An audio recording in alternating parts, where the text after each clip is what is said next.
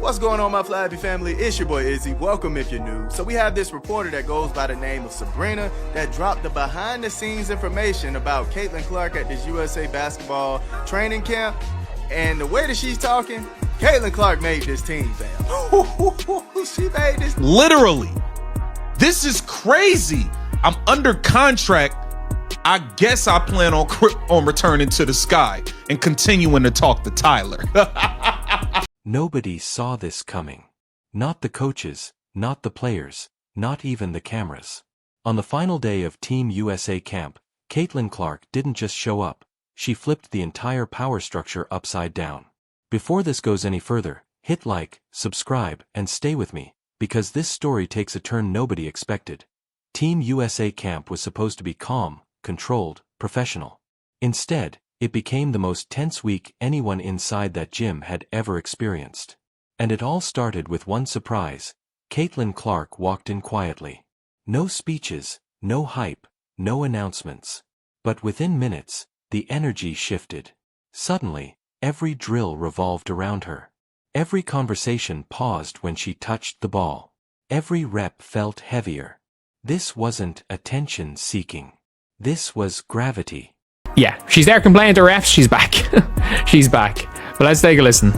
Caitlin Clark back on the court, super impressed with Caitlin just being engaged while she was out and getting back to being able to play. It was a combination of like USA players going against USA players and then also USA players going against the scout team, which was just like players from small colleges all across North Carolina sort of helping out with that scout team practice. And, you know, she looked like Caitlin. The step back three was there, the passes were there. When she was not playing with Aaliyah Boston, some of the bigs didn't know what to do with their passes. There was one time where she passed it to Hamby and Hamby like brought the ball down. It's like, you can't do that. This is not, you have to keep it up, right? Straight up. Just like not expecting where that was coming. But FIBA, naturally, just a lot more physical than other levels of basketball, even more physical than the WNBA. So having to see Caitlin like go at scout team players who were, you know, instructed to play at a FIBA level of physicality was interesting to consider. The first shock.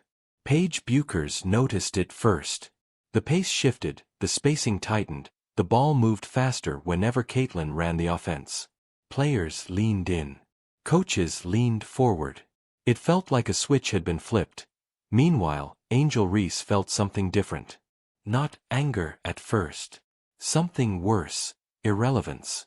The invisible wall. Angel was on the floor, running the same drills, playing the same minutes, but the rhythm wasn't there.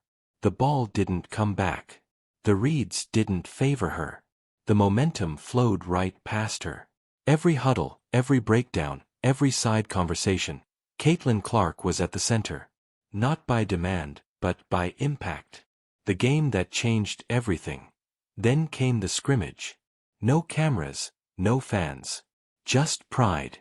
Reese wants nothing to do with this damn Chicago Sky team. She makes it very, very clear at every opportunity. She makes it very clear at every opportunity. She does not want to be on this team. She thinks these players stink. She thinks they stink. She thinks she don't think they have a winning culture over there. She don't want to be there at all. Caitlin ran point. Paige spaced the floor. The ball moved like it was on rails. Angel tried to force her presence. Physical plays, extra contact, emotion rising, but the game didn't bend. It moved faster, smarter, cleaner, possession by possession. Angel faded out of the flow. Not benched, not pulled, just erased by tempo. The moment of realization hit. This wasn't competition anymore. This was hierarchy. Caitlin wasn't proving she belonged. She was proving the system worked better through her. Coaches whispered. Assistants took notes. Angel saw it. The game had passed her in real time. Panic set in. Frustration became visible. Body language shifted. Energy dropped. Not because she couldn't play, but because the room had already chosen a direction. This wasn't personal. It was basketball. And basketball was choosing Caitlin Clark. The brutal final day. The last day of camp was quiet. Too quiet. The drills were sharp. The execution, ruthless.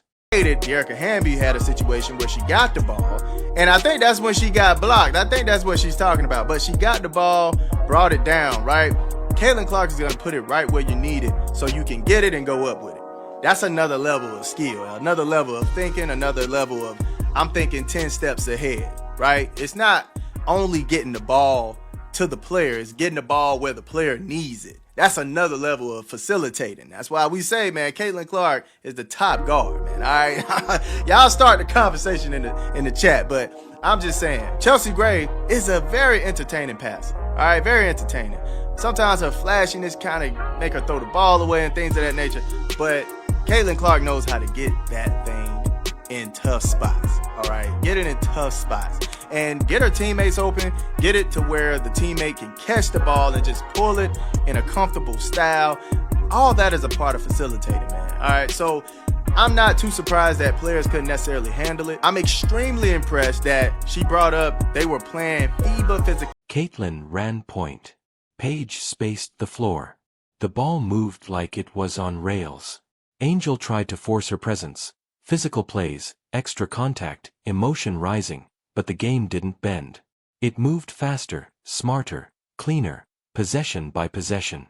Angel faded out of the flow. Not benched, not pulled, just erased by tempo. The moment of realization hit. This wasn't competition anymore.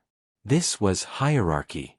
Caitlin wasn't proving she belonged, she was proving the system worked better through her. Coaches whispered. Assistants took notes. Angel saw it. The game had passed her in real time. Panic set in. Frustration became visible.